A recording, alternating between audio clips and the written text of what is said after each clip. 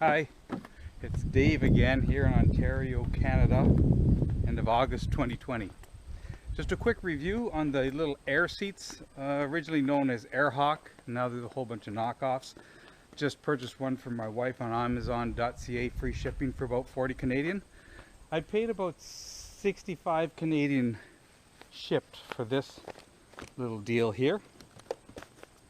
I had an AirHawk bunch of years ago. I think it cost about 150, shipped and taxed. Never loved it. It was warm on hot days, sort of pinched. Wasn't really sold on it. Also made a bike that was already too tall for me, just a tad taller. Yes, I know you don't inflate it so that you're sitting off the seat. These are very softly inflated so that when you're sitting on it, your bum just actually sits on the actual seat itself and the rest of the pressure is taken up. But it does splay your legs out wider, and if the bike is a little too tall, that will make it taller. Anyways, I just took this for a good 300-kilometer run a couple of days ago, and super simple, like no installation at all required. You know, a little strap, but I don't even bother with the rear strap because I like to pop it off quick. This pops off real quick because I hate the look of it. So when I'm around town, that's what I ride on. Not a bad seat, but on a long day it can be hard. The seat itself, unlike the AirHawk, it's got the little valve that you'd see on a pool toy. But it's held there for about 2 months, and I just sat on it and didn't press on it. The actual AirHawk has like a little valve and like a nipple that you would see on your car tire, and it's generally much more impressive. However, this did work just fine, and I will tell you this about the seat.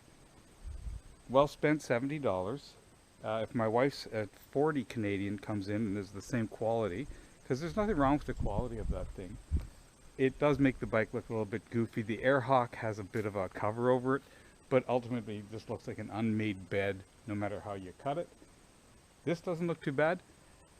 The two bones you sit on, called the ischial tuberosities, your butt bones, they press down and squeeze all the blood out of the meat between the bone and the chair, and that creates lack of blood flow to that area. It's what ultimately leads to bed sores.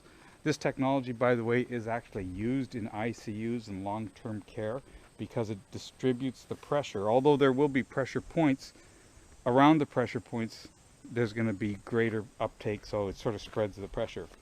So in about a 3-hour trip, it was really apparent in about the first 45 minutes. This bike has a nice seat, but it is a little bit hard, and for some reason I always feel uncomfortable within an hour, hour and a half.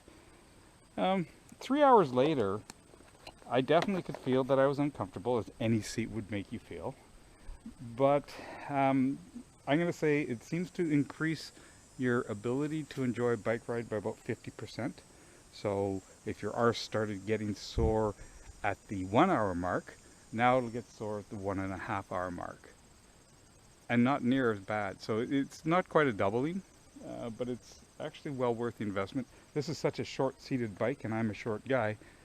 This does not impart any problem adding this height. And yes, when you sit on this, you adjust the pressure so that your butt bones are actually touching the seat. But it's really cool. You sort of can rock. I don't know if you can see that. Like I'm just rocking. Do that. It's funny. You're just sort of floating on air. Anyways, well worth the money. Just you're always looking for something to put on your bike. This is one of those things that'll make a difference. Plus, you can take it on and off at ease on a long ride. Just be able to change up your seat. You might start to hate it, take it off, and then ride the regular seat. As quick as that. These things just pop off in a jiffy. Dave from Canada. Take it easy.